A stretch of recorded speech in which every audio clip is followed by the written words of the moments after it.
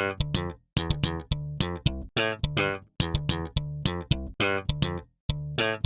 morning, everyone. On behalf of the organizing team of Canis Lupus Society of Skill-Based Education, I warmly welcome you all to today's podcast session. It's a privilege to have you join us for this insightful discussion. We are honored to have Professor Sandeepta with us today, whose experience, knowledge, and contributions in the field have been a source of guidance and inspiration for many. Dr. Sandeepta is a professor at the Department of Microbiology and was the former director, Central Facilities for Research and Development at Osmania University, Hyderabad, India. The main thrust area of her research is studies involving molecular pathogenesis. We are truly grateful for her for taking the time to be part of this podcast and for sharing her valuable insights with us. The session will be hosted by myself, Ms. Damini Mahanan, the Joint Secretary of the Canis Lupus Society of Skill-Based Education, who will be guiding today's conversation and ensuring an engaging and meaningful discussion throughout. Once again, a very warm welcome to Professor Sandeepta ma'am, and to all our listeners. Let us begin today's podcast. Ma'am, the first question towards you is, what exactly do we mean by education inequality in the context of Indian colleges? Thank you, Damini, for welcoming me to this podcast, first of all. As you know, that India is a very, very diverse country, unmatched in anywhere else in the world. You know, we have hundreds of different languages, more than 25 states and different languages again, and different socio-economic background, class, gender, everything is so vibrant here, and so are our educational institutions, you know, because we have a kind of a hierarchy, as you know, like we keep our IACs and IITs on top, ICERs on top, and they also are premier educational institutions. You cannot challenge that. And of course, the type of resources they have and the contacts they have all over the world are also quite high quality. So because of that, the other socio-economic backgrounds, you know, like in case of state universities, I won't say socio-economic background as such, but in state universities, the question is different. We have limited resources. So I am from a state university. So I have seen myself that the resources are dependent always on the state government's choice and interest to fund the, education institutions. So are the schools too, you know, not only colleges and universities. So all these make the diversity even more unequal among educational institutions. So the kind of education we receive and how the education is valued is also different depending on from what kind of education institution you come. So that creates a lot of educational equality.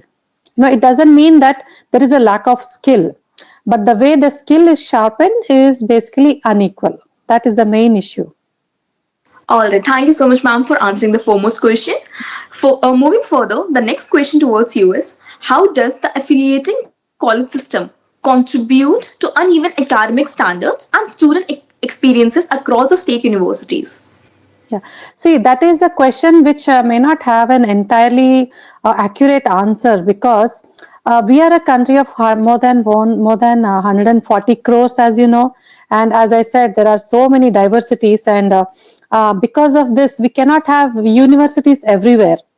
You know, you cannot have more than 5-6 universities within the same district. You know, it is very difficult to manage each university, because again, there is so much staff which is required, full-time staff especially. So it's a bit difficult. So every university has a few to hundreds of affiliated colleges, you know, and constituent colleges.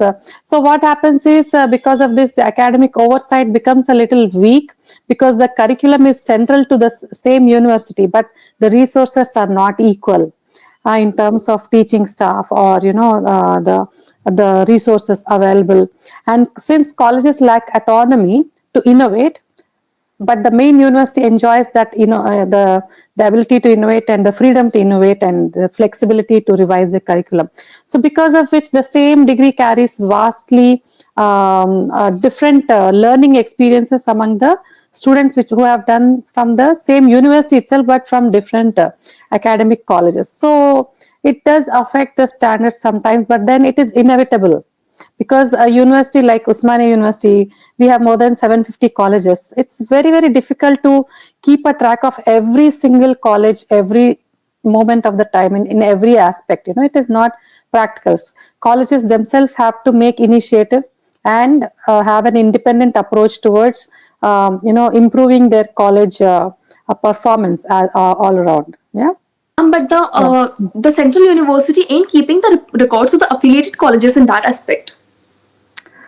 Central universities have different curriculum. So usually it is the state which maintains the education system, right?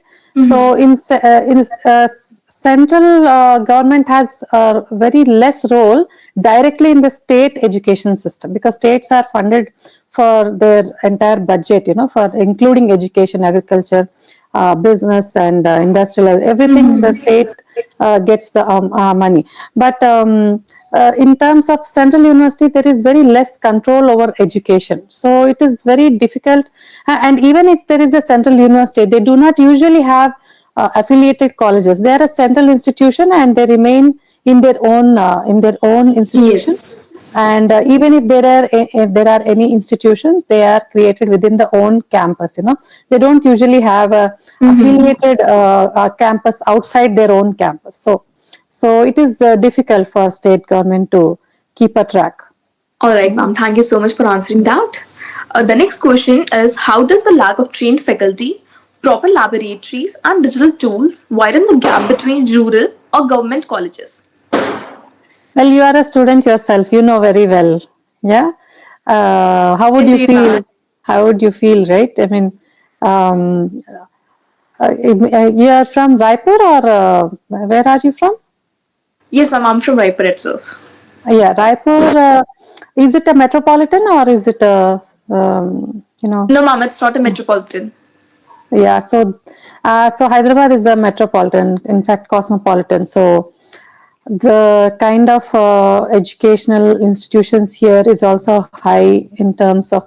So even if we are not having all the resources on our campus, there are institutions all around us with the premier facilities. So we have the freedom to explore these institutions. We can collaborate with them. We can send our students for any open day or any day where they invite the students to go and visit the facility. So we do get the exposure, if not directly inside our campus sometimes. We get it from the nearby institutions. But all affiliated colleges, may not have these. Yeah, and in small town, maybe not a very small. Maybe yours is not a very small town, but very small towns are quite far away from the district headquarters also. So it's very difficult for them to access these facilities. So, and also, even if they have good faculty, their labs are not well equipped. Somehow. Even now we are lacking in funding in state government funded colleges. So if that could be improved, and even if the faculty salaries were on par with other professions, as you know, teaching profession has always been not a very well paid job, especially now. If it's a private organization, it's a little difficult. So faculty with very good experience may not join. So because of this, there is lack of faculty, because of the lack of salaries. Then labs, if they are not well funded, and digital tools, if they are not available. Actually, to be honest, digital tools are mostly available freely also, because you can learn a lot from YouTube itself, and there are sites like Coursera or NPTEL which provide which are available every town, and if you have a mobile phone, nowadays in India we have mobile phones more than our population in number, so every house has a mobile phone. So I would say that digital tools exactly may not widen the gap, because if there is a idea for the student that there are these tools, it's sufficient. They can explore themselves. They don't directly need help from faculty or their college. Maybe just a little bit awareness program is sufficient for such people. But then, of course, this does not happen always. So all these do contribute, especially under resourced colleges, or students who are less competitive. they also may not be, what do you say, they also they may not contribute to the education's improvement of whatever gap. So all these cause several issues which cause lack of you know, resources, basically lack of performance also. So sometimes even minimum infrastructural standards are not met by these colleges. So yes, all these happen. So all these cause the gaps. Ma'am, then in that case, won't that widen the gap between the educational quality of a student from a rural government and the student from a central government? See, I'm only saying that students may not get equal exposure in terms of knowledge. It doesn't mean they don't have skill. All right, ma'am. Okay, so students who are really skilled with even little bit help from or guidance from faculty, they do very well. I have seen students who come from districts, from social welfare colleges, who are Yes. very skillful. They are resourceful. They have lot of focus. So that is something personal. You know, so nowadays with internet and a mobile phone, you don't have to depend only on the college for getting taught. Teaching is not a very what do you say, important. It is not the central focus of education now, according to me, because we have all the resources online. A teacher's role today is more as a guide, or Indeed. a supervisor than an educator, because students have inborn talent. They can learn themselves. It's just that they need the right direction. Previously, when there was no internet, no mobiles, no computers at home, so we would depend on only textbooks. But to understand textbooks, we would need the teacher's guidance. But now there is YouTube. There are many very good online portals where you can watch wonderful videos and get educated. And most of them are from reliable sources. Yes. So like Coursera or Udemy, like I said before. So these MOOCs and AI tools are very good. In fact, now there is Chat GPT also, right? So AI even too. Chat GPT and so many AIs are there. So it doesn't mean that only these can be utilized, but there are extremely wide range of opportunities to learn. You know. All right. Thank you so much, ma'am. The next question is: does the rise of online and digital education highlight the resource gap between colleges even more? In some ways, yes, and in some ways, no. Because how? Because if I get internet here on YouTube or Coursera, you will get the same if you are in Raipur. There is no difference in the kind of online resources you can find. Of course, but some premier institutions may have tie up with international institutions, even with online tools. In such cases, maybe. But overall, there is not a very big, resource gap which is online. Okay.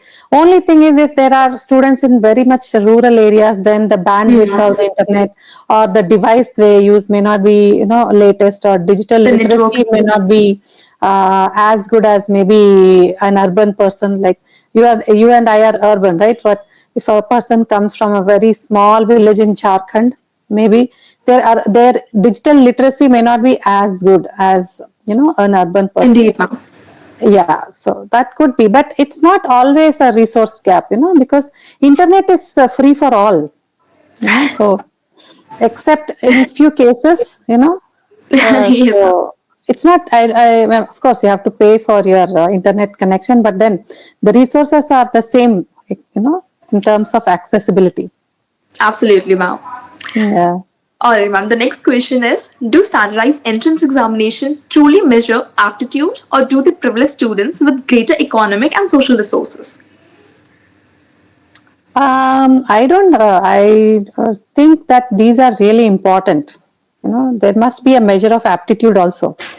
For example, if you go to Indian Army, can we say there is nothing required, no examination required? You tell me. No, ma'am. No. So why? Because it's a question of protecting our country. You cannot take a person who is not physically sound, if not, I don't say healthy, but physically and mentally, you need leadership qualities and bravery and resourcefulness. Everyone cannot have that. Everyone is not the same. So, one skill of one person may not be the same for the other. So, if you want to, let's say there are 1 lakh students who want to do the same course. A lot of people want to go to a IIT. How do you propose we select? Right? You need Through a the entrance standard way. examination again. Yeah, you need a standard way. It's not only the question of privilege. Okay, of course, even privilege, not many can afford. Right? In India, how many can afford a privilege? It's only less than 1% of our country. Can really get a seat in MIT just by donation. It's very difficult. It's very difficult. Very few can afford. And most premier institutions in India do not take students as a privilege. With in terms of privilege, they cannot afford. They always have to have an exam or some kind of screening where they will be selected. Selected. Yeah. All right, ma'am. Thank you so much. The next question is: in your view, do ranking systems and accreditation processes genuinely help to improve quality, or do they end up reinforcing existing inequalities between institutions? Um, but how will you know which are the best institute then? You need a ranking system, right?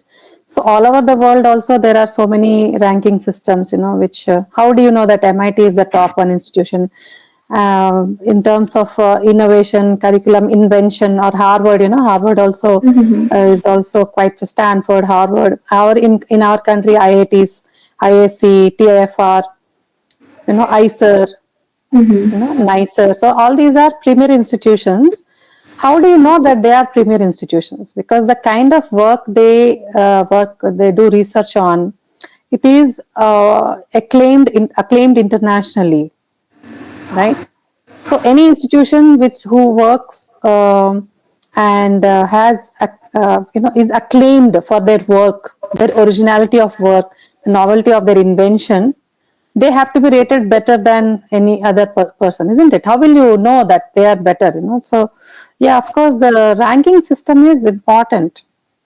It doesn't mean that, and in India, the ranking system is very broad. It rewards institutions that has resources. Basically, how do you know? Because you wouldn't want to go to a college which has less resources, right? So how will you know that they have or they don't have? You'll know according to their ranking, right? Indeed, ma'am.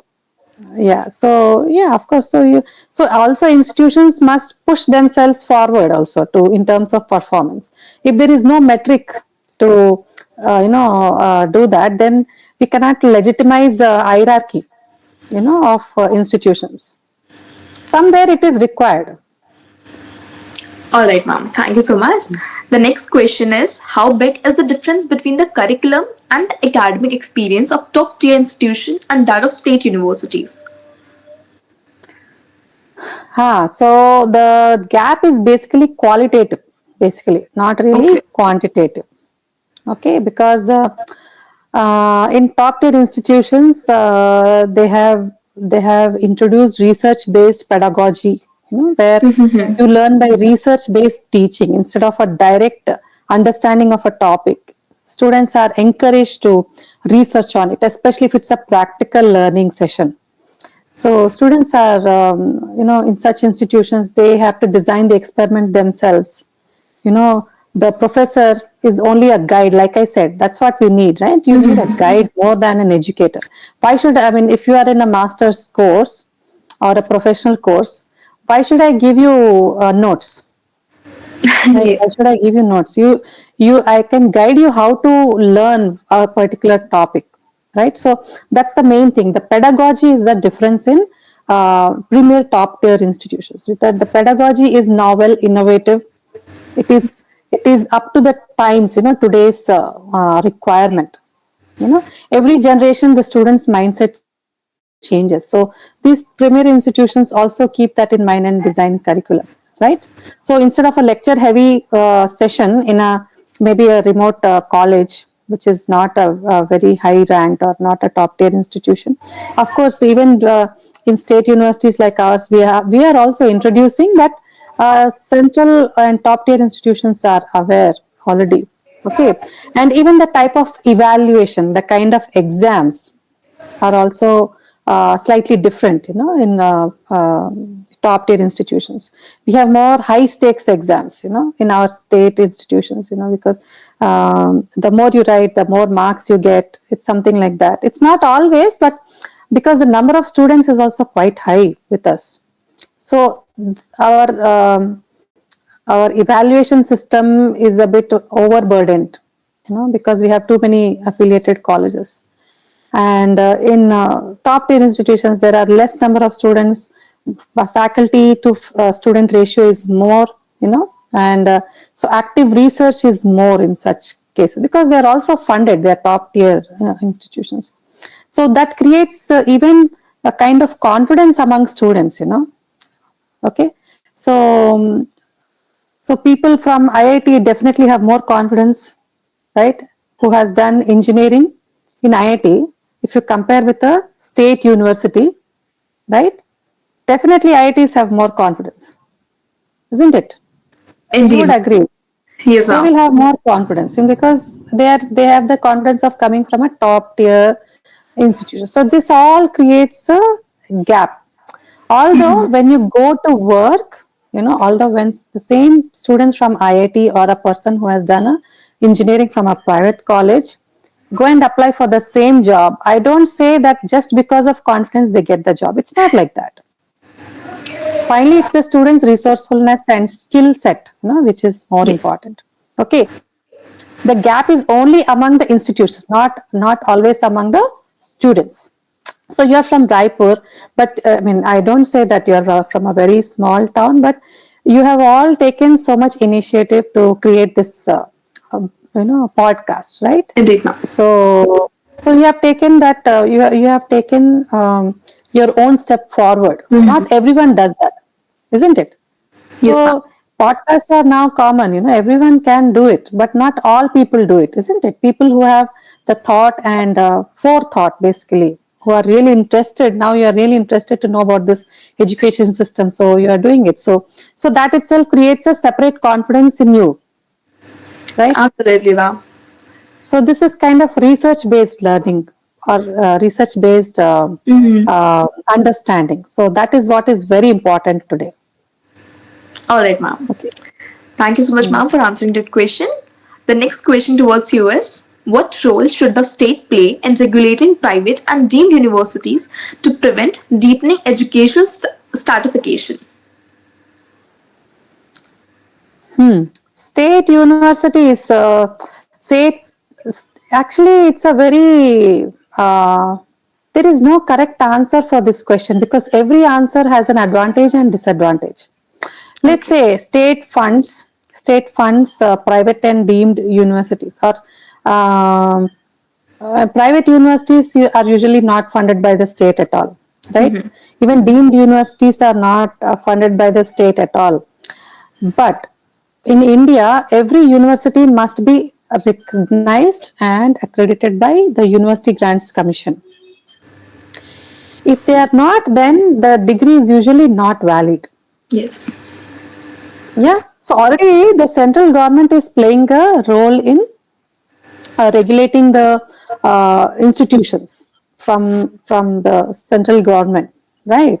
So state directly has no role to play with private and deemed universities, except that um, they have to make sure that all the curriculum is followed, definitely, but there is no direct role.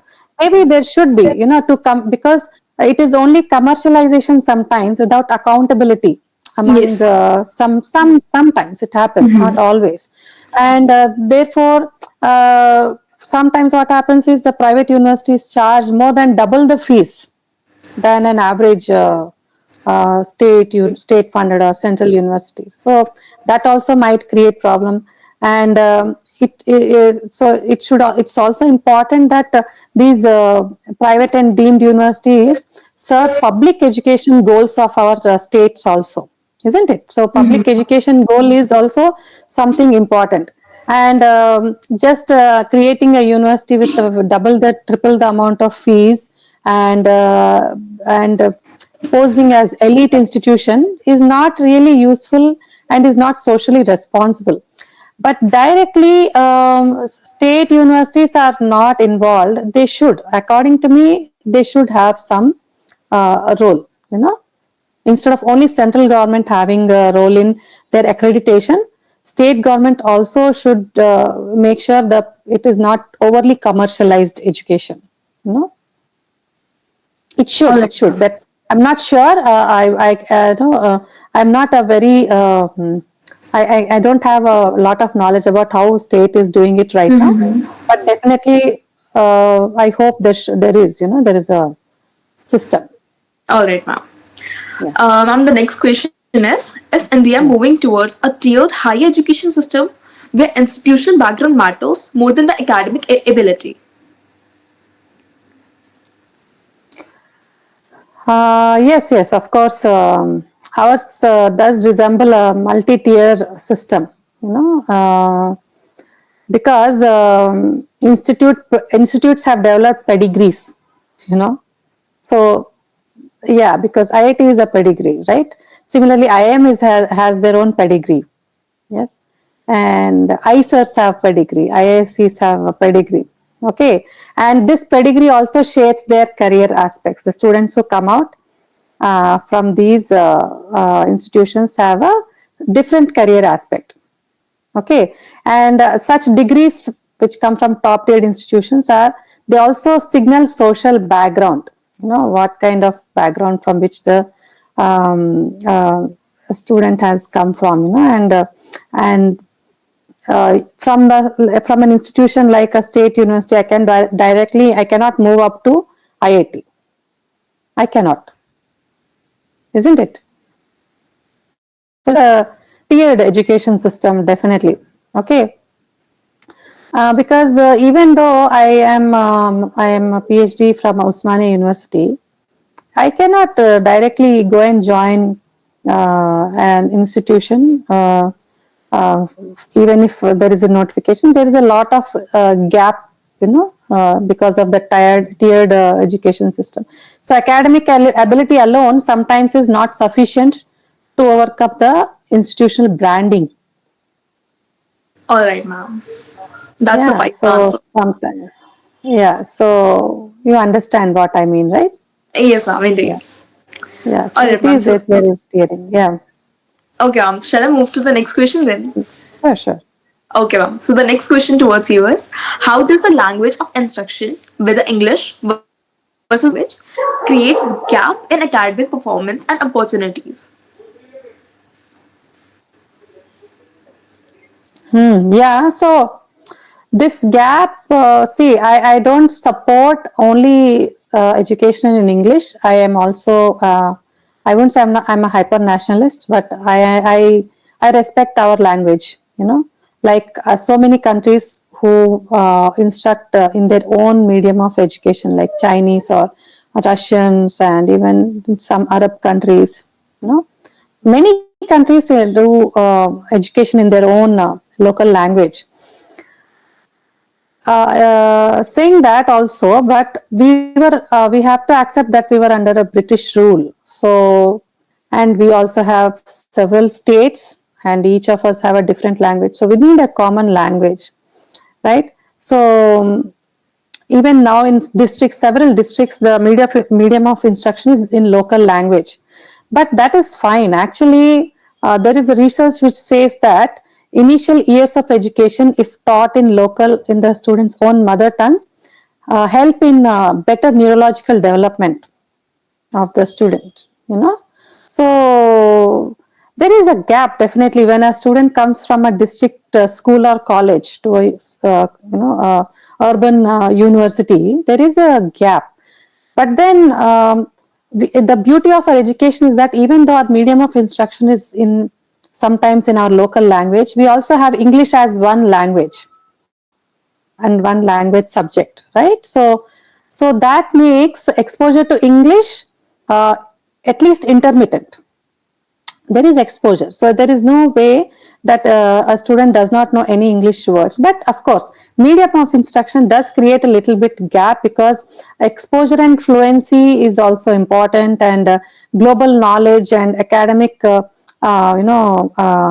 publishing sometimes is not available for such students who underwent education in local language, and sometimes because of this they are unable to perform in interviews. So that I feel is something negative about our country also, that we gauge the ability of a student based on their skill of English language. That is not correct. We should give freedom to people, because there are so many students who have much better knowledge but not very good English. How does that matter? Isn't it? Communication does matter, and in the meantime they can learn it. They can learn it. Only thing is, if it is affecting their competitive exams and all, maybe there again it will create a gap. Of course, in our country, the gap will always be there because of our diversity of languages. Okay, but students usually don't face intellectual challenges because of languages. They understand the subject, especially if it's engineering or other sciences, right? The gap is more of a sometimes more social, more than intellectual. Alright, ma'am, thank you for answering that question. Hmm. The next question relies on the previous question itself. Do you see language as merely a medium of learning or as a form of academic and social capital that creates invisible hierarchies within universities? Of course, language is an academic and social capital, because it shapes the confidence, participation, and it creates invisible hierarchies in classrooms. When we were in school, my fluency of English was not as good as some of our friends. So the groups would be the persons who could speak well in English. They would be a separate group, and people who were not very fluent were other groups. So that was a hierarchy created within the classroom. So language is actually very important in terms of academic and social importance, right? And sometimes it determines access to elite maybe institutions or networks and opportunities also. Okay, so language is deeply involving power and privilege. Okay, it is deeply tied to power and sometimes privilege also. It is not neutral. You cannot say it is neutral. You can't say a person who cannot speak in English at all, will be respected in a premier institution. Let me not name any institution. I don't want to sound partial, but definitely there will be effect, isn't it? Yes. Indeed, ma'am. Yeah. Alright, that was an amusing question, ma'am. The next question is: do entrance exams and unequal access to coaching deepen education inequality? There is never any educational equality. Even in countries like USA, premier institutions like MIT, Harvard, or Stanford are very expensive to go into, and very difficult to get scholarship, isn't it? So the same is here. Thing is, there are not many coaching centers. Here we have the vehicle of coaching center. Yeah, and you can go and learn. There is quota factory, like people say. There is Pathfinder in India. So we have lot of access. We have very good access to coaching. So um, I mean, uh, entrance exams are required. Like I said, how will you know who is really suitable for a given course? You have to find out, isn't it? It doesn't mean they are less skillful. It's just that maybe that if they are unable to get into that course, maybe they did not make very good effort, or maybe that course is not right for them. because of which they are unable to develop skill, right? Coaching, of course, if some people go and learn, take coaching in quota, maybe I heard that there is better chance to clear certain competitive exams. But of course, that will definitely create a inequality, right? Because coaching ecosystems convert basically economic capital into exam success sometimes, like Fiji, you know, Fiji is there. Physics wala nowadays very new institutions have come, physics wala, Helens and all.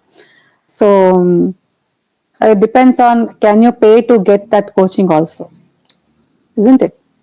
So people with very low socioeconomic backgrounds may not get into such shadow education system, shadow, because they are running parallelly to an education system and coach the student to competitive exam. But a school or college is not designed to coach a student for a competitive exam.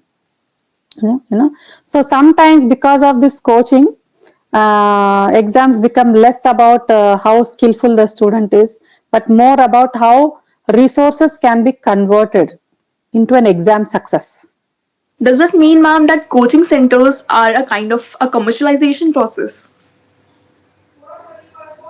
They are necessary. They are necessary. Yeah, they are, and of course, most education systems have to survive economically. Also, you Yes. need money. So yeah, what can you do?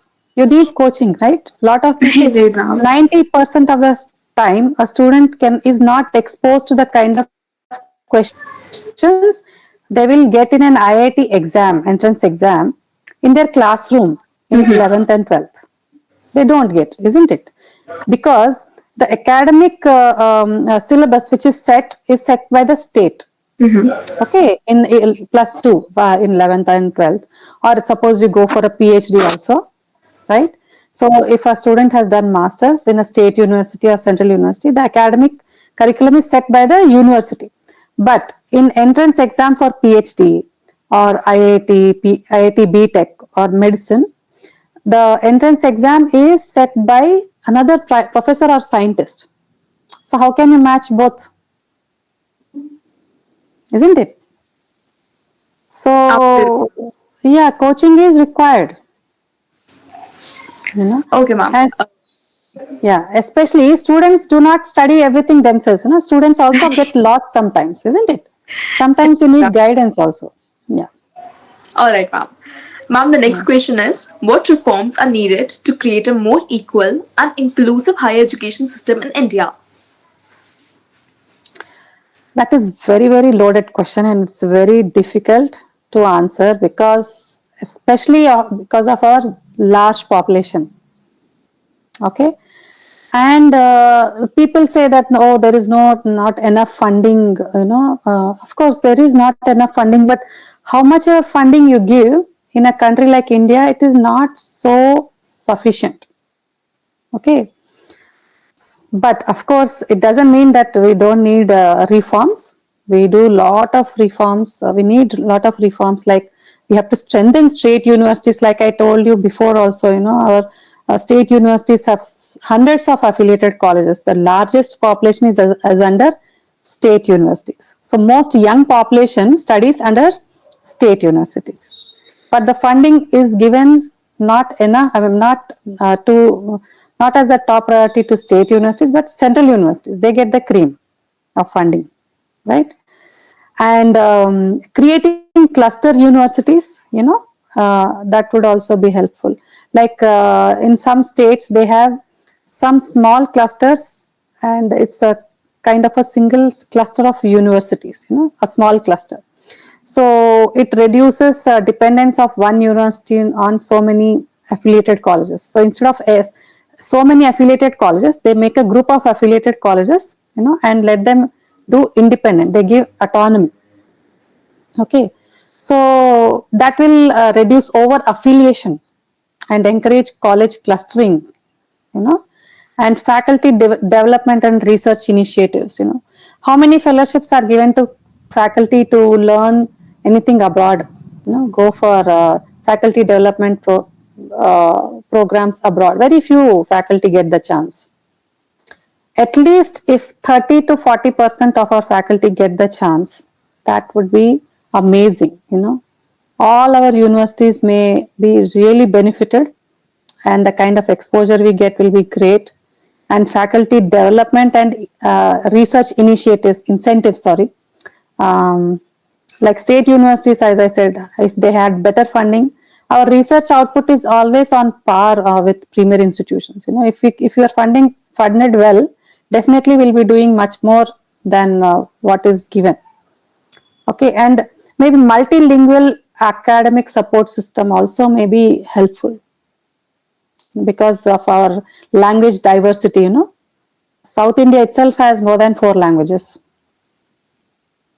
Northeast India has so many languages, isn't it?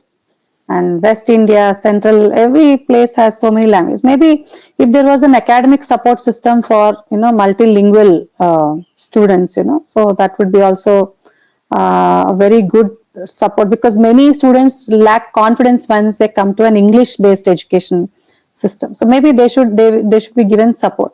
In Osmania University, we have that. Luckily, we have a English language training cell where they give training to students for free in the evening classes. So we do have such a support system. So we are lucky that way. Okay, and also assessment also, in the examination assessment should change slightly at least, right? So it should be beyond just one examination. One examination decides your future, right? So maybe it should incorporate internships and projects, which we are already doing, but more of such initiatives should be taken so that students get exposed to even education institutes outside their state also, as a part of training program or internship. Okay, and of course, I think according to me, AR VR based education must be big. It should start growing. You know what is AR VR based education, right? Where augmented reality and virtual reality based education, which is kind of a online education system, but it is more close to reality, like sometimes holographic image based learning,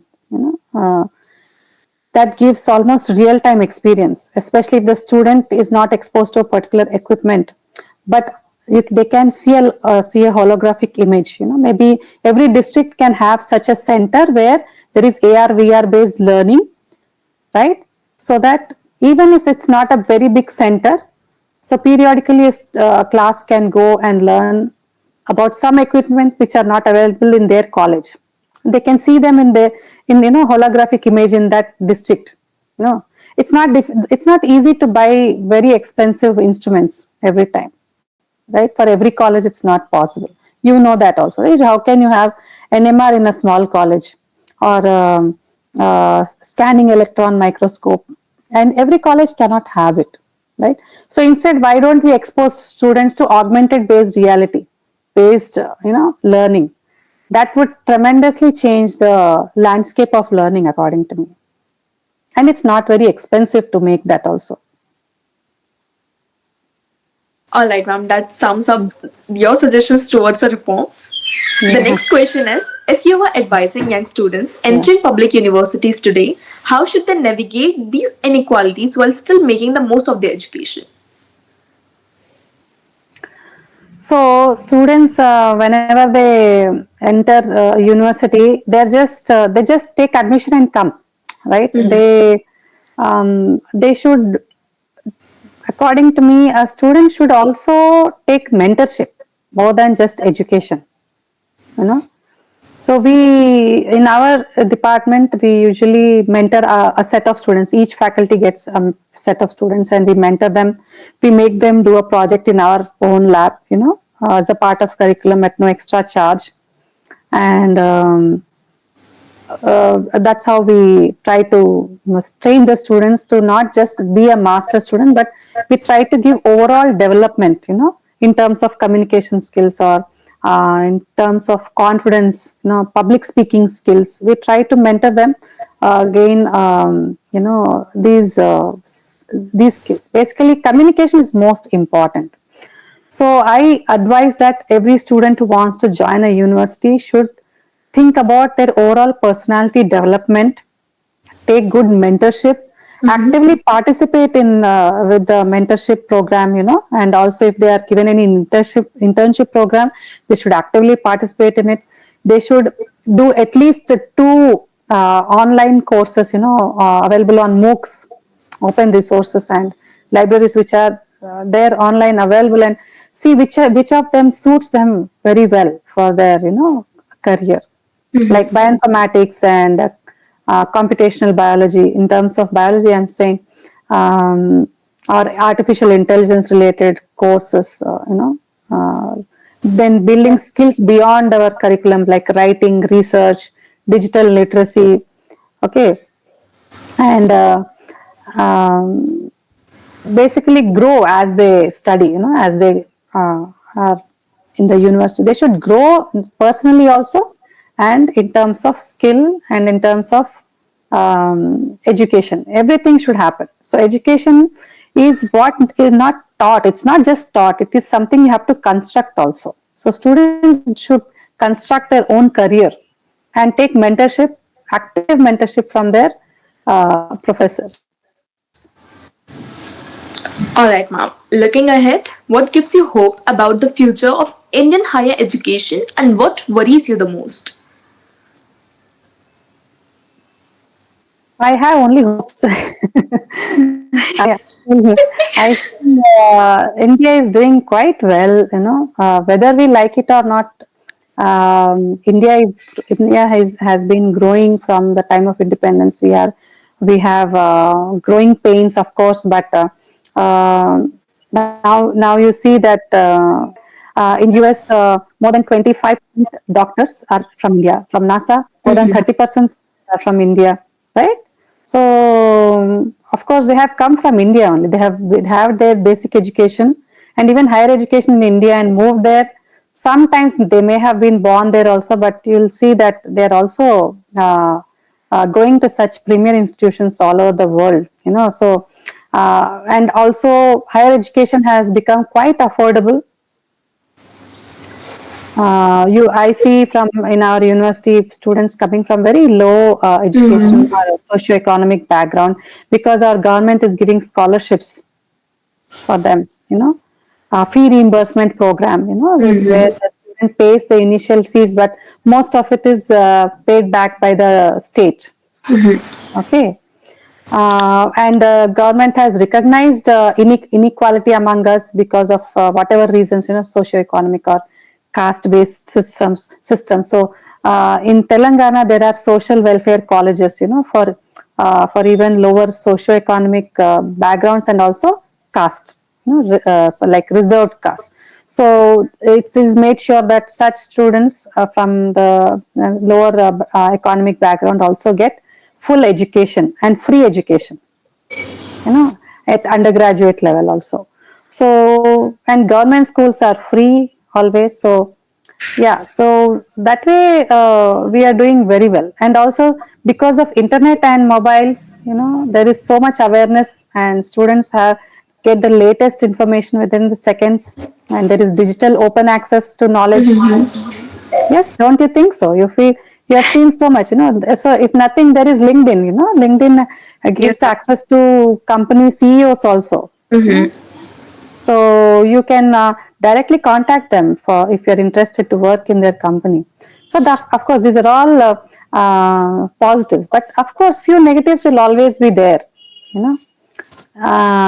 Especially like the competition among coaching centers. So there is market driven education logic also. That is another thing. Like parents see that AI has come now, AI and machine language.